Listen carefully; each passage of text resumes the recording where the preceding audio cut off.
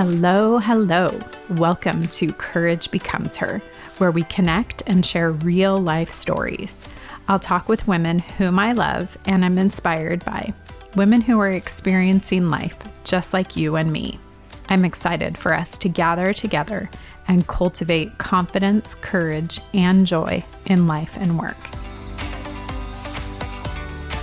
We have to be careful about where our identity is placed because it tends to be our relationships and our roles and what we produce where we start to build out an identity. And I think when transitions have been the most painful for me are when those things are stripped down and you're asking yourself, well, who am I without all of these things in place? I remember so vividly when we first moved to Michigan about 15 years ago, I was no longer homeschool mom. I was no longer employee. I was no longer friend. We were 2,000 miles away from everything that we had known for a long time. And I was just lost. That was Joanna Teigen. I cannot tell you how grateful I am to have my friend Joanna on the podcast with me today. So for those of you who have been around for a little while, I introduced you to Joanna and her husband, Rob, back in April because they had me on their podcast, the Growing Home Together podcast. And I replayed that episode here on Courage Becomes Her, episode 31, April 11th, where we talked about together, the three of us, about finding God-given rest. So I just adore Joanna, and I'm so grateful for her and her friendship and her passion for helping us to grow strong and healthy marriages and to grow in our wisdom in regard to parenting. So she has written a dozen books or more, along with devotionals and conversation starter cards, which are just super cool, that ultimately are there to help us in our family life. As I said, she and her husband, Rob, have Growing Home Together, not as just as a podcast, but also as their website and their ability to just help provide resources to you in regard to marriage and parenting. They've been married for over 30 years, have 5 children, a daughter-in-law, son-in-law, and 2 grandchildren. And you'll hear in our conversation today that she loves nothing more than to fill their home with family and friends and church family and students from around the world. So in this conversation today, we are continuing our midlife series, and Joanna shares about major midlife transitions, things that she's been through over the last 10 years of going back to school, adopting a foster child, moving back to their home state, welcoming adult children back into the home, as well as facing unknowns in her own personal physical health. And she talks about how she has navigated these changes and transitions and how she has learned to view them as invitations to grow. We also talk a little bit about the necessary trade-offs in times of transition and ultimately how that means learning how to trust and learning humility and all of those things in the process. And she talks about how she learned more about herself and has grown in confidence about who she is as a result of the transitions. She shares some really wonderful tips about how to recover after transition and the importance of self-compassion through times of change and transition, if not always. So I am so grateful to share today's conversation and episode with you with Joanna Teigen. Joanna, thank you so much for joining me today. You have no idea how grateful I am and just really looking forward to this conversation. So thank you.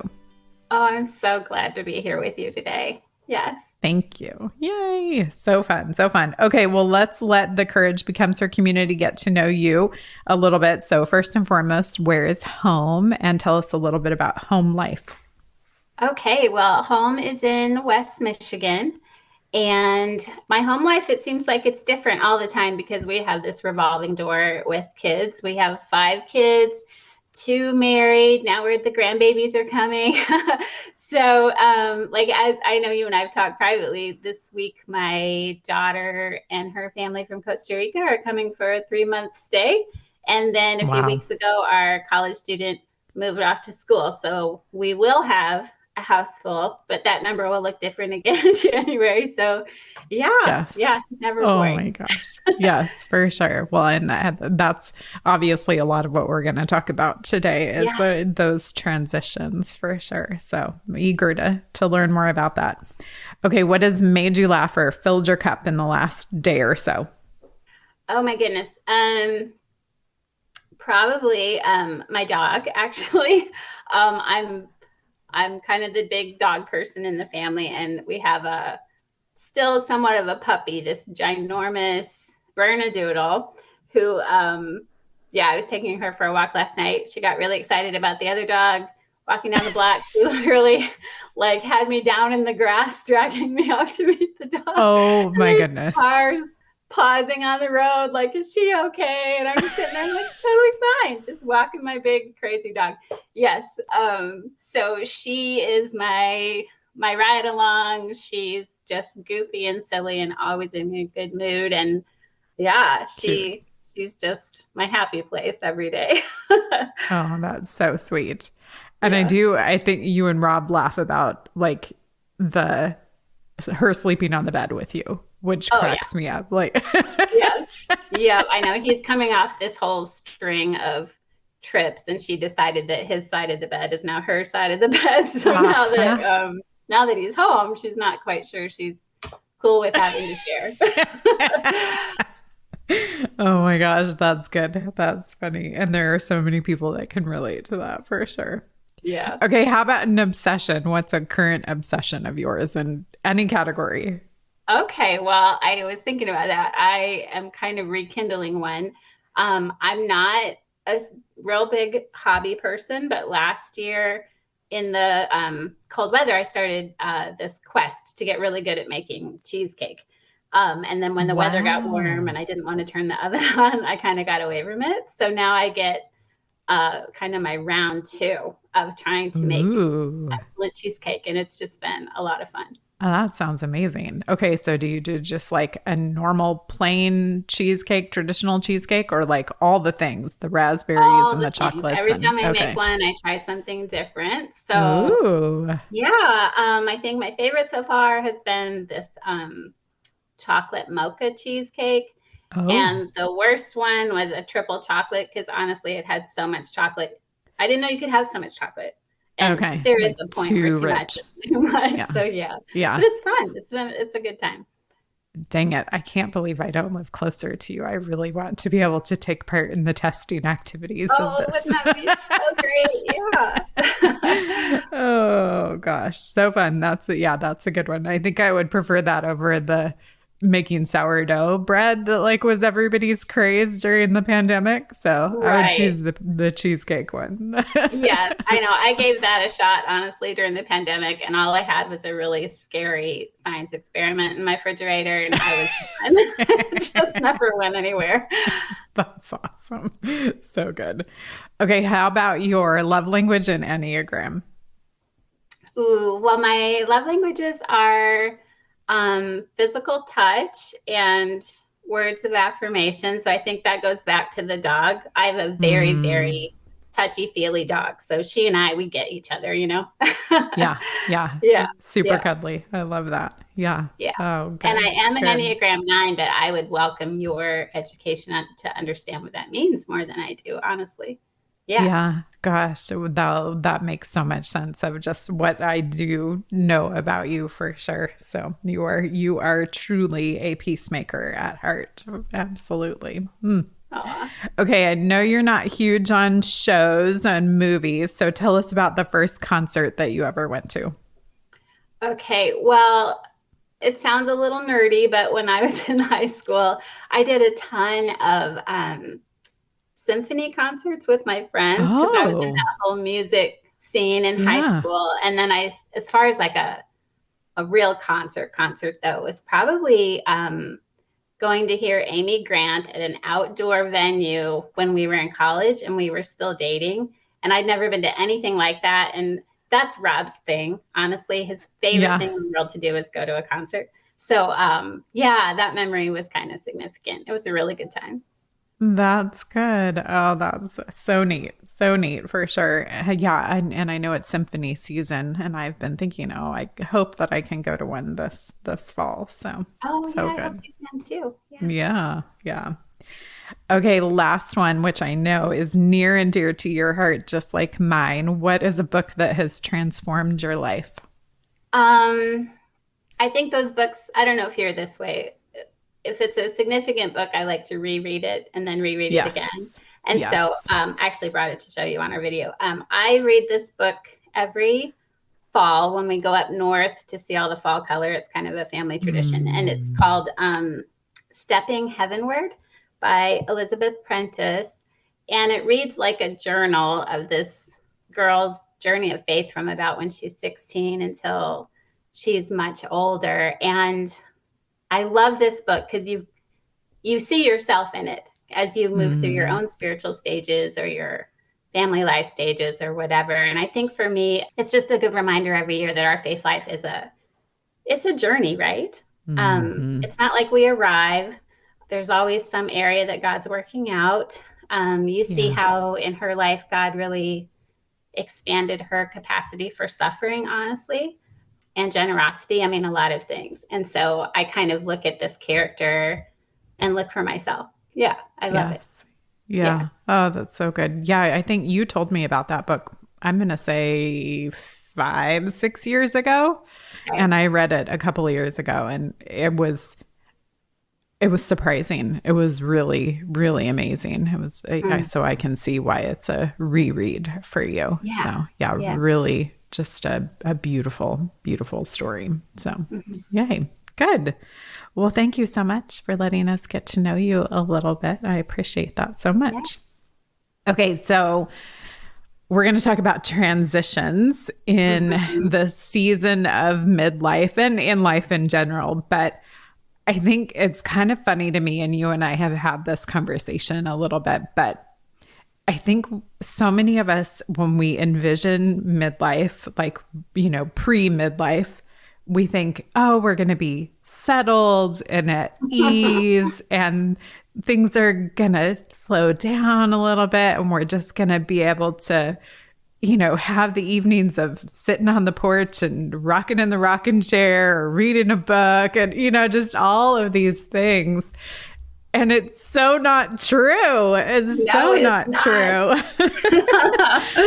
true. We end up going through like just change after change after change and transition after transition. And some of which we choose for ourselves, which, there are some of yours that we'll talk about that, you have chosen. And then others that are just completely thrust upon us, and we have like no ability to prepare for or even think about ahead of time. So I'd love for us just to kind of talk through your experiences of transitions, because you've gone through a lot, everything Mhm. from moving multiple times, choosing to go back to school in midlife, welcoming, as you said a few minutes ago, welcoming your adult children back into your house, also like adopting your son, when you guys were in your 40s ish, caring for a grandbaby, like being, nanny and papa or what you guys, grandparent names are. And then facing health unknowns and, just all the things you've been through Mhm. so much. So let's maybe just kind of start from the how has that been for you? How have you navigated like just, these consistent changes over, we'll call it the last 10 or 15 years? Wow. Um, yeah, that is a big question. And you're right. Sometimes we do choose them and we kind of go in with our eyes as open as they can be, right? And Yeah. sometimes you're kind of just feeling like life is happening to you. And Yes. you wonder, how in the world did I get here?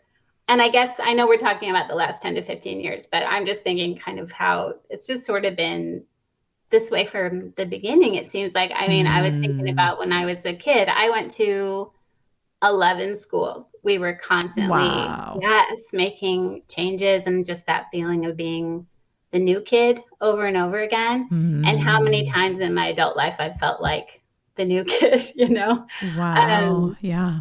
and how, in a way, now, rather than it feeling like maybe a threat, it seems more like each time it's an invitation to grow, Mm. to know myself better, to definitely know a whole aspect of the Lord in a way that I've never seen him before, because I think Yeah. he uses transitions to really reveal himself to us if we're on the watch for it, you know? Mm. Mm-hmm.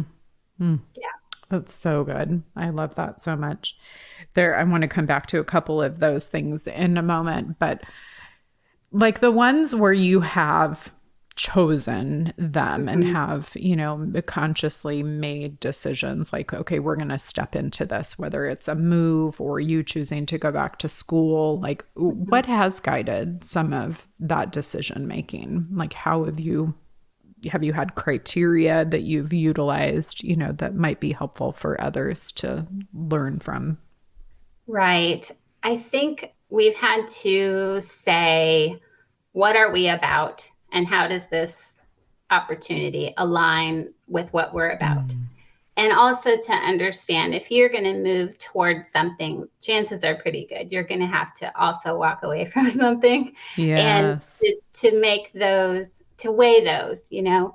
So one thing about Rob and I is we've always felt a very strong call to hospitality, Hmm. and a lot of that overlaps with our involvement at church, right? uh, Yeah. Nothing better than to fill our house up with people from church, and also like international students. I mean, we've just opened our home in a myriad of ways over the years, and it's something that really is part of who we are. But for me to go back to school, we had to say, okay, are we going to have to make some alterations and those kind of commitments? And Mm. we have. But then another thing that's really valuable to us is our own ministry. And if I don't have a really strong understanding of how to handle the word accurately, then we're going to be certainly inhibited in our ability to communicate the scripture to Hmm. people. So for a season, can we set one calling slightly to the side to pick up the other one a little more, you know? So Yeah. having to weigh those things, yeah, yeah. And then to just consider, what is this going to look like for us as a couple and a family? Because my education, it's a personal goal. It's my Mm-hmm. goal and my work, but I'm not an island. So Hmm. what will that mean for the way that we relate and connect as a couple? And we had to wrestle out a lot of that when Rob went on to get his master's degree. I mean, we've kind of walked this before with him on the student side of the table, which I think was good preparation. Yeah. That's so good. So I think, I mean, that's so interesting because I think a lot of people get to midlife kind of questioning their values and maybe Mm-hmm. even being uncertain of like, okay, what are those kind of guideposts that help me to make these decisions that don't necessarily have rights or wrongs? So I know this is a little bit tangential to our conversation, but has that changed for you guys in midlife, or have like your values remained the same kind of throughout your 30 plus years of being married? Right. I think the thing that has stayed the same is that we never wanted to run our own show, if that makes sense. Mm, So that whole idea in scripture that our lives are not our own and we were bought, mm, continually having to come back and asking God to be the one who authors our desires and our goals and to mark out that path. I mean, he said that he prepared the works in advance for us to do.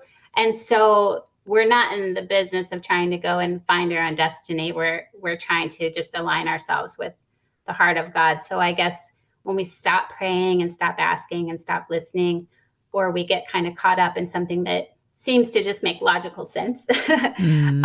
Or we aim for just what's practical or what feels safe or whatever, chances are we're going to find ourselves somewhere where we don't belong, if that makes sense. Hmm. Hmm. Wow. Yeah, that's good. That's really good. I think, yeah, I mean, it is such a needed conversation, I think, around midlife because so many get to that place of, the who am I, in Mhm. midlife and trying to ascertain that and don't necessarily have, that foundation or that, root to ground them or to anchor them, if you will. So I really appreciate that so much. You talked about how you have to say no to other things, which I think is a really difficult discipline for a lot of people of, being able to look at it of, okay, if I'm going to select, this, then that means that this other thing is going to have to either be said no to or put on the back burner for a while. Mhm. So, talk a little bit more about that of just like figuring out how you ascertain, like, okay, if I do this, what does that mean for this other thing? Right. Well, you have me thinking about an area that I had been serving in church. And as we were saying yes to some things, I was having to not jump into that anymore. And I think I had to really do a little heart examination of what are my attitudes around this? Do I think that this ministry can't continue without me? Or if I step aside for a while, am I actually creating space for another Hmm. amazing woman to step in Yes. and Yeah. maybe serve and thrive and bring things to the table that I could never bring? And so I think Mm. having a pretty high dose of humility that really it can feel, I think, especially as women and moms, and we do carry a lot of responsibility, and people do count us on us to just be able to say it's not all on me, you know. Hmm. Hmm. Even the things that sometimes feel like they're not. Like I carry heavy loads for my kids, I have to tell you, especially my young adult kids. These are not the easiest parenting years, right? You're watching your Hmm. child take all of these steps. It feels like the stakes are higher if they make a mistake, and we can carry that as just such a heavy burden. But again, is it really my burden, or am I believing that God's got my kids? But God has my church, He has my kids, He has all these things. And if it's His idea for me to pause something or step away from something, He already knows how He's going to care for it, you know? Yeah. So I Yeah. think for me, it's kind of almost a faith test. Can I step down knowing that God always has it? Yeah. Yeah. Yeah. It's so interesting that you say that because I think as we've gone through this midlife series and in nearly every single one of the conversations that I've had thus far, the topic of control really seems to come into play. Like, I think even Michelle Kashat said it in our conversation that like the definition of midlife crisis is you looking at the things that thought you could control but you really can't control. And Hmm. I think that that's so fascinating, that you say that and bring that up of being able to look at these things like with your adult children and thinking, okay, like how do I let go? How do I not hold the reins, so tightly or let go of the reins altogether? I don't, Hmm. yeah, gosh, that's just such a fascinating thing for us to be thinking about. Any thoughts on that?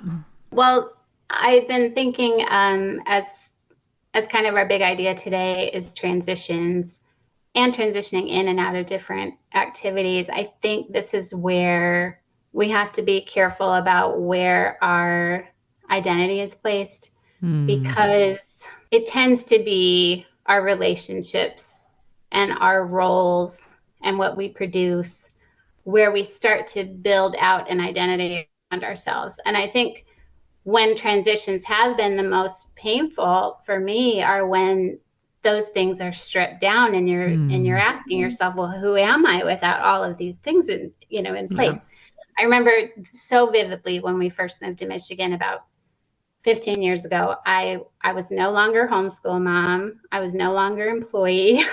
I was no longer friend. We were 2,000 miles away from everything that we had known for a long time. And I was just lost. And I remember calling my very best friend on the West Coast, like, I do not know how to do my life without you. I just don't. And all of those things that I had attached to myself and built an identity around were gone.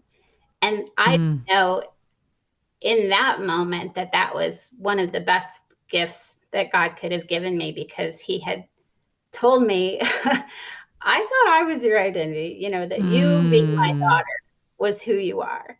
And these other things are not who you are. They're parts of your life, but they're not you, And so that forced isolation and that forced quiet, and kind of being made to wrestle that out and even have that exposed to me was huge. And so I think since then I've learned, at least not all the time I fall in this, but hold things more loosely. Like I can lose something. I can move out of a relationship or an environment or a role and still be Joanna, daughter of God. Does that make sense?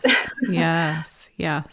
That's so good. Oh, I resonate with that so much, as you know from many of our conversations. Definitely just, I'm right there with you.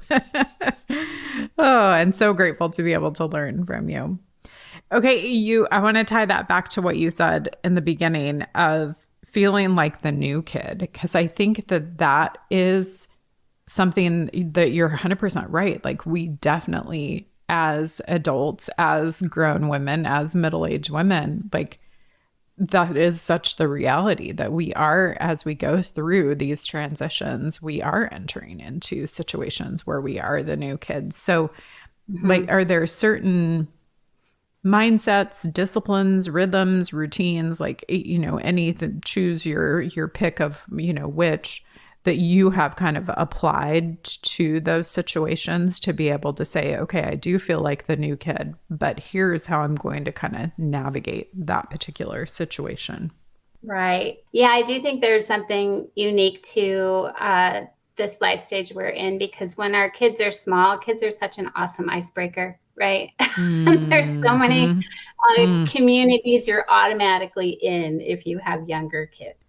And now what if you don't, right? And so, I think it takes a lot more intentionality. Like that season when we had first moved to Michigan, if I had sat and waited for someone to invite me into a relationship, I would have been lonely for a lot longer, and I am naturally an introvert, but to say I don't want to wait. I want to reach out and pursue. And so running into my neighbor on the sidewalk, hey, let's not just meet on the sidewalk. What about coffee?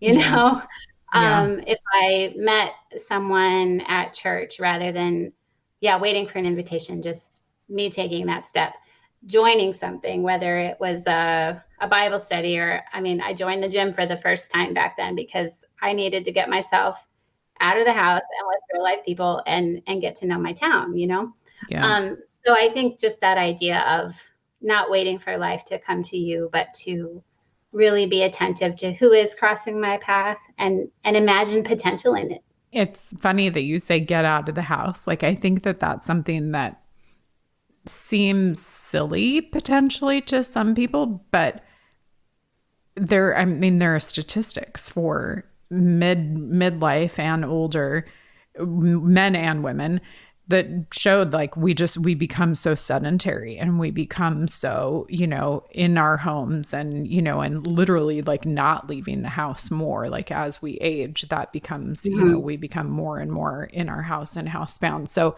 it is interesting, like thinking about, okay, what are things that I can intentionally do, activities that I can set up for myself that, not only put me in interaction with other people, but like just literally get me out of my house, out of my comfort zone. So right. Yeah. That's good. That's good. Hello, friends. Just popping in super quick.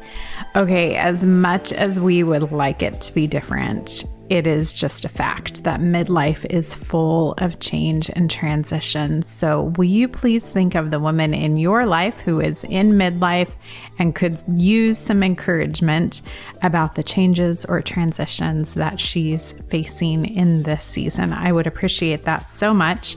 And while we're on that topic, I want to give a huge shout out and thanks to the following ladies who have shared the podcast over the last couple of weeks: Elizabeth F., Pam, Iris, Jody L., Renee, Rhonda, Jody S., Deb, Jody B., Debbie, Dawn, Tracy, Jenny, Kendra, and Elizabeth T. Thank you so much. And let's get back to our conversation with Joanna.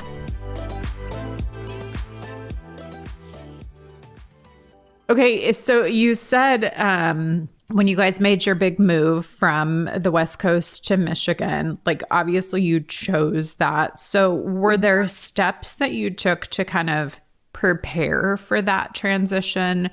Because I think there were elements of it that you said that kind of caught you off guard and were, you know, maybe lesser anticipated. So the things that maybe were more anticipated, like what might have those looked like for, you know, you to prepare for that? You know, I think that honestly, in that move, I really wasn't preparing well. And that's why it was so hard. And I think that I was wrapping myself up in, you know, what would my kids' experience be like? And so I didn't process what my personal experience would be like or what it would be like for us as a couple, because I was really fixated on what the kids were going to need. So then after the dust settled, I was sort of blindsided by, oh, this is really hard. But then I think coming through that, when we had another huge transition coming up on 6 years ago, we had a season we chose where Rob was going to leave his day job and we were going to work at home together for the very first time. So that was probably one of the other most significant life changes we made together. But we had spent 2 years really kind of laying track for that in our prayer life, talking about our life as writers together. What do we feel like God is doing here? What do we feel like are the passions he's putting on our hearts, and sort of allowing ourselves to cast some vision around it long before we actually, you know, handed in his resignation letter and changed our schedule and all those things.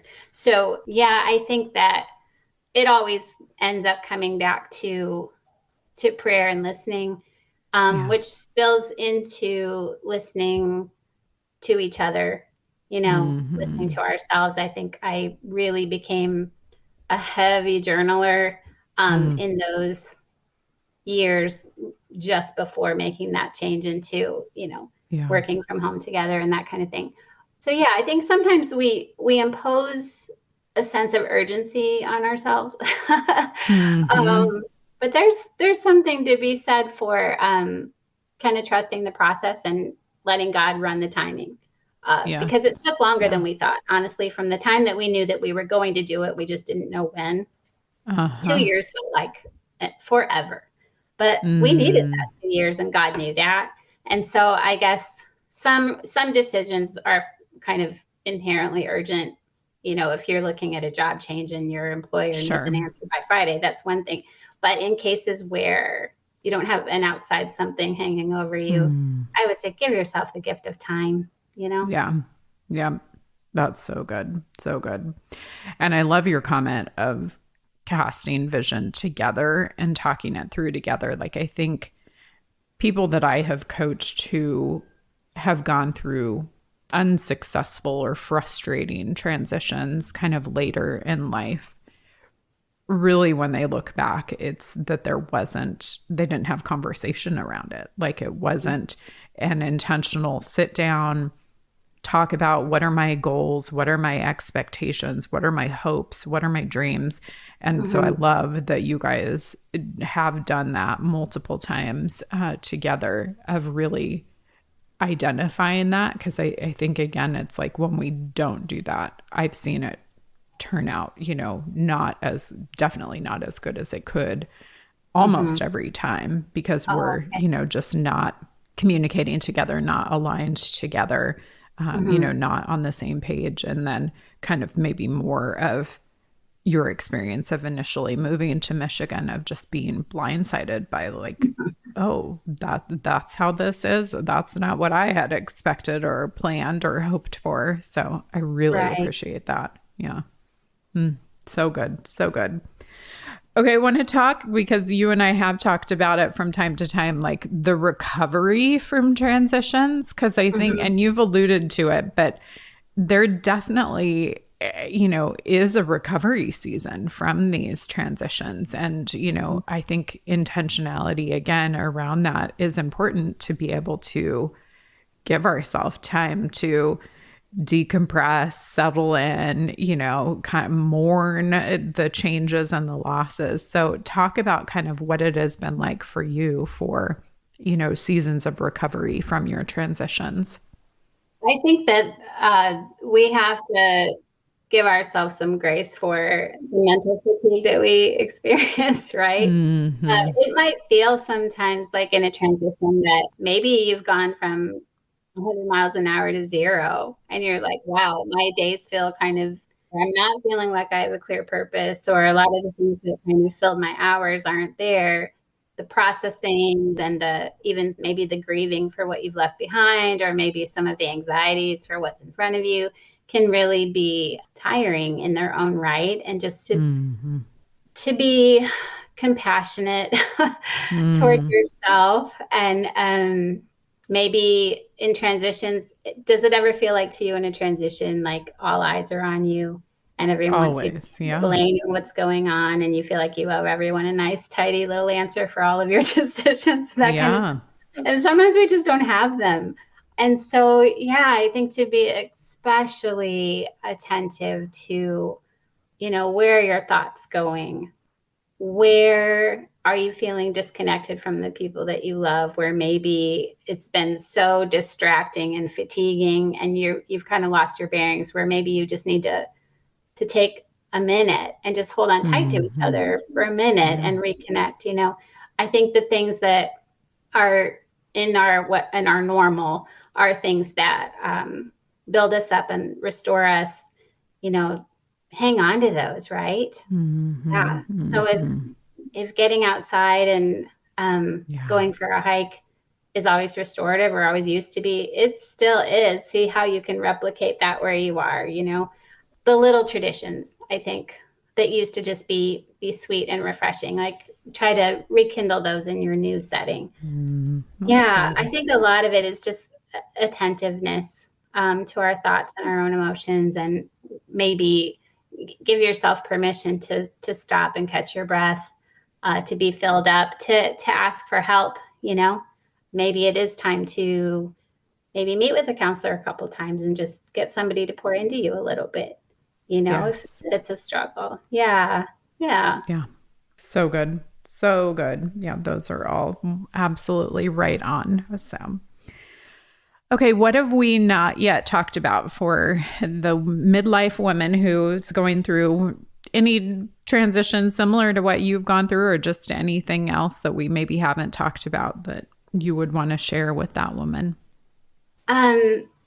I think in the beginning I had mentioned that whenever we go through a transition, and there is, that stripping away where we are getting to know ourselves in a new way, because we're not just attached to our role in our environment or whatever, and how God shows us a new part of himself. I think that is the sweet part, that in our transitions, when maybe we're even feeling like we're kind of hyper aware of our losses, that we can trust that God really does have something unexpected waiting for us. And having that sense of expectancy and being on the watch for it can just bring a lot of joy and hope into what might feel a little bit chaotic. So that was something really precious to me when we were here, and I was feeling very alone, not sure what was ahead, very confident that we were supposed to be here, but just really struggling to figure out what life was going to look like. And that's when all of the scriptures I'd ever read about God referring to himself as our friend started to get really real for me. Like, I didn't know that God could be my friend. I didn't know that he actually wanted to be my companion.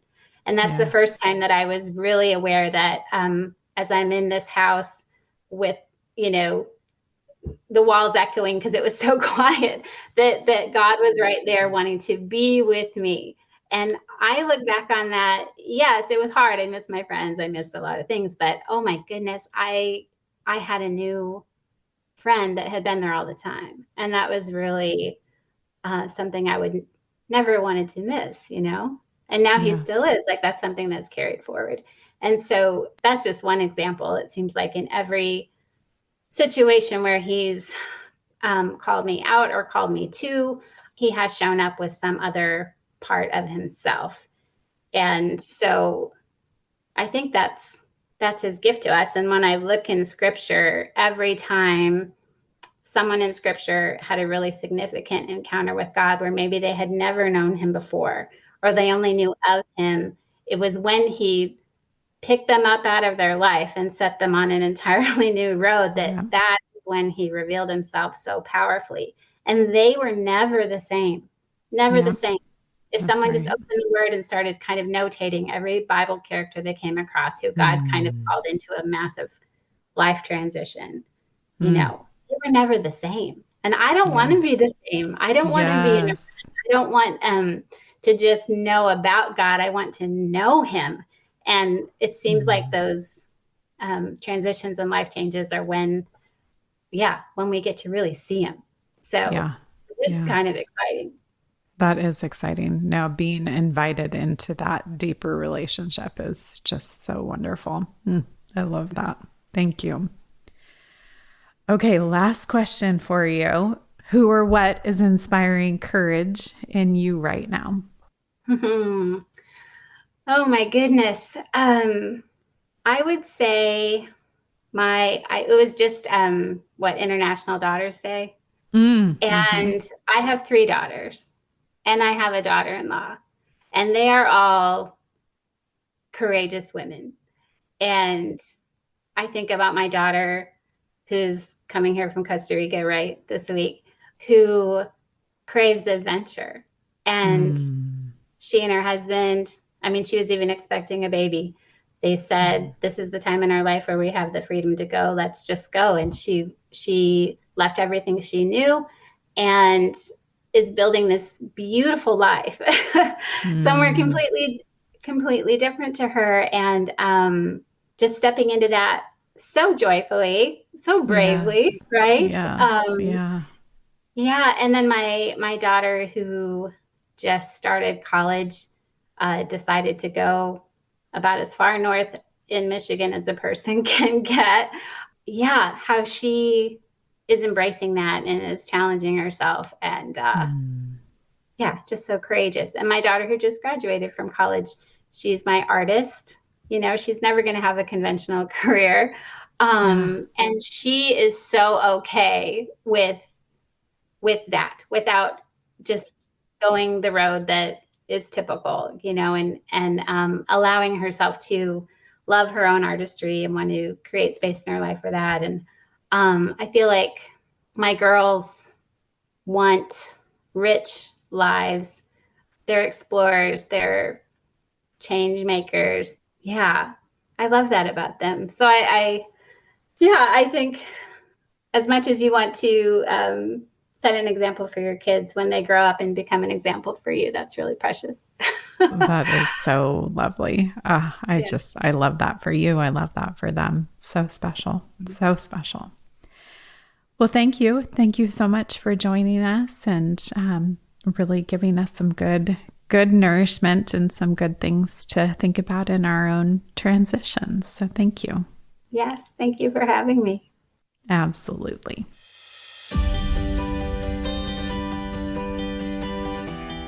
Okay, I hope that you are not as bad off as I am about this, but midlife has basically been a shock for me.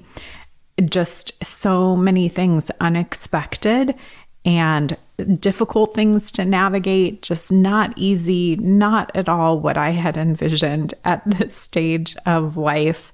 So I hope that your experience isn't as bad as mine has been. But sometime in the last couple of weeks, Corey said to me in conversation that he would describe me as someone who is shell-shocked. And that is absolutely, absolutely true, as much as I would love to say otherwise. But I love that in this conversation with Joanna that she calls us to reframe these transitions and changes and experiences in midlife, to look at them as growth opportunities, to be on the lookout for learning opportunities and opportunities to grow. That is just such a good word, and something that I personally am leaning into and really attempting to look at all of these transitions and changes within midlife through a different lens, and to attempt to appreciate them. So I hope that you will do the same as well.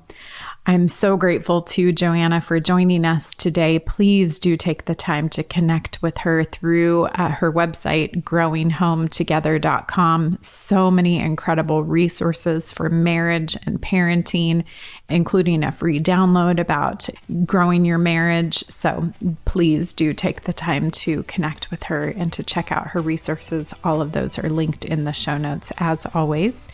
And we'll be back next week to talk more about midlife. What an honor to help you to cultivate confidence, courage, and joy in your life and work. Thank you so much for inviting me to journey with you. I look forward to being back with you next week, where we'll hear another story from a woman whom I love and am inspired by and look forward to learning from.